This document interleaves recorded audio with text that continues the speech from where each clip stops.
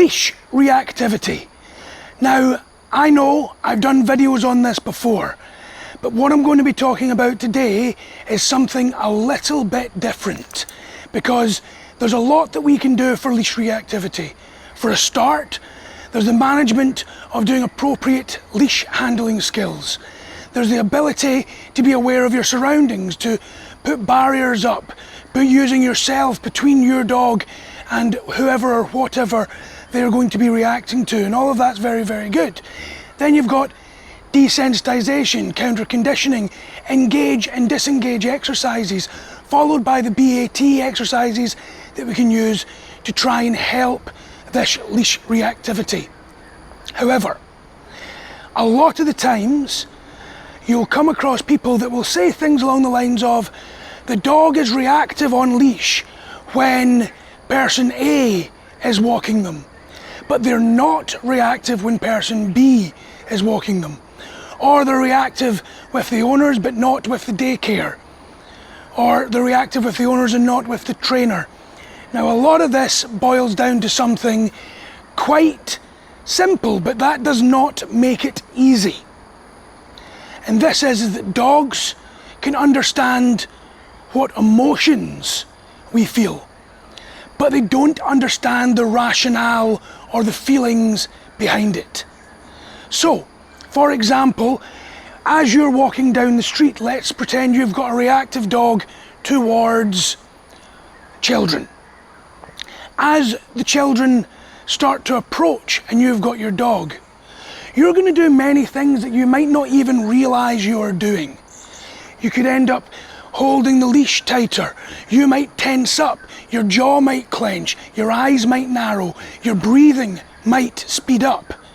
All of these things, our dogs are exceptionally good at noticing and reading.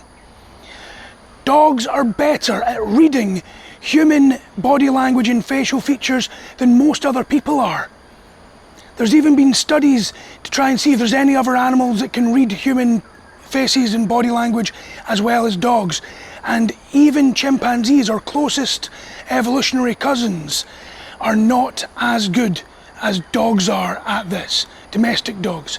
So, when you're walking towards these children are coming towards you, you're doing all of these things, showing that you're feeling anxious and nervous. Your dog can tell that you're feeling anxious and nervous, but they don't know what you're anxious and nervous about. And they can't tell that. So what they do is they look at the surroundings. What has changed in the environment? What is the novelty? What is the variability? And 9 times out of 10, that will be exactly what you're nervous about. And that is the children coming towards you. The dog doesn't understand that you're nervous about how the dog is going to react. They know you're nervous because of the presence of children. And as a result, the likelihood of them reacting is higher. Now, I completely appreciate that it is not easy to control emotions. I completely appreciate that it's not easy to control these micro reactions within ourselves. I get that. However, a lot of the time what I've noticed is simply by understanding this simple, yet not easy, fact about our dogs and when we're walking them, it makes it easier for us to relax. Because we understand that the likelihood of our dogs reacting when we don't feel that anxiety or that nervousness or even that frustration, then it's going to make things easier on us and on our dogs. So I do hope that helps, and if you do need any help with reactivity, do bear in mind that as much as we can help, as much as we possibly can on these videos and on our online courses and things like that, sometimes you need to reach out, because reactivity can be different for every single situation, and each dog can be reacting slightly differently and differently to different stimulus. So if you've tried everything from online courses to trainers and things like that, and you don't feel you're getting the results, do remember that you never give up hope.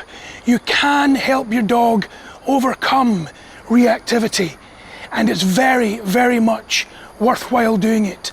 And we at Noble Canine will be more than happy to help. And there's other great behavioural trainers and behaviourists out there that can help. So don't lose faith, and remember to reach out if you need to. Have a good one, guys.